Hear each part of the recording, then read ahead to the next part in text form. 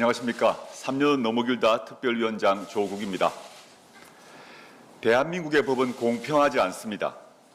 윤석열, 김건희 공동정권 등장 이후 우리나라의 모든 법은 윤석열, 김건희 두 사람의 옹위와 검찰 독재의 연장을 위해 작동하고 있습니다. 윤석열, 김건희 공동정권을 위한 법은 목숨을 앗아갔습니다. 김건희 씨 명품백 사건 종결로 양심에 반하는 일을 해서 괴롭다며 권익위 김모 국장은 스스로 목숨을 끊었습니다. 20년 넘게 공직자 부패 방지 업무에 주력해왔던 청렴 전문가였습니다. 검찰과 경찰에 의해 언론에 피의 사실이 공표되어 수사 도중 인격 살인을 당한 배우 고 이성균 씨도 세상을 등졌습니다. 영화는 다시 찾아볼 수 있지만 사람은 다시 찾아볼 수 없습니다. 윤석열, 김건희 두 사람의 범죄 혐의는 온갖 법 기술로 덮어주는 검찰이 제1야당 대표와 가족, 전직 대통령과 가족에 대해서는 기본 도의를 무시하는 수사를 전개하고 있습니다. 정치검사들은 피의 사실을 흘리면서 낙인을 찍고 여론재판을 진행합니다. 대대적으로 전 정부 인사들을 불러들입니다. 영장 청구서에 전직 대통령을 피의자로 적시하여 온 세상에 알려지게 만듭니다. 전직 대통령의 딸의 집을 압수수색합니다. 조만간 딸을 검찰청 포토라인에 세우겠지요.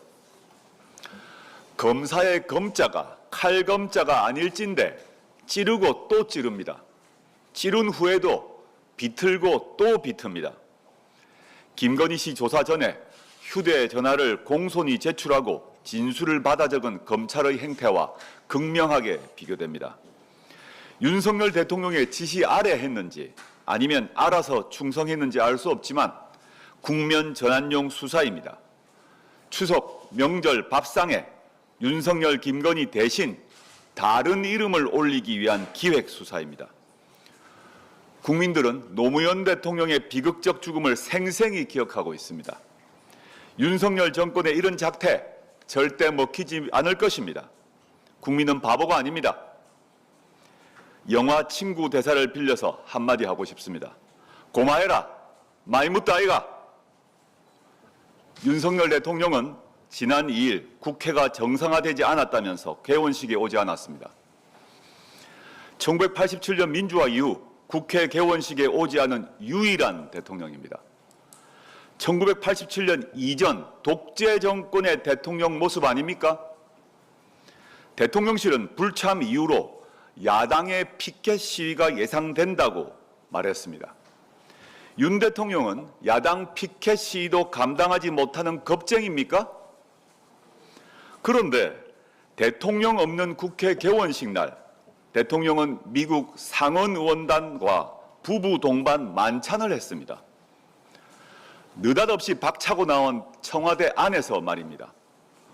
공교롭게도 이날은 김건희 씨 생일이었다지요. 김건희 씨는 제 인생에서 가장 잊지 못할 만큼 감동적인 생일이라고 행복해했습니다. 가장 중요한 국회 정식 출발보다 우선된 미국 상원 의원단과의 만찬, 검찰 수사로 고통받는 전임 대통령과 가족들과 대비되는 김건희 씨의 행복한 생일 파티, 정말 이런 대통령, 이런 영부인 처음입니다.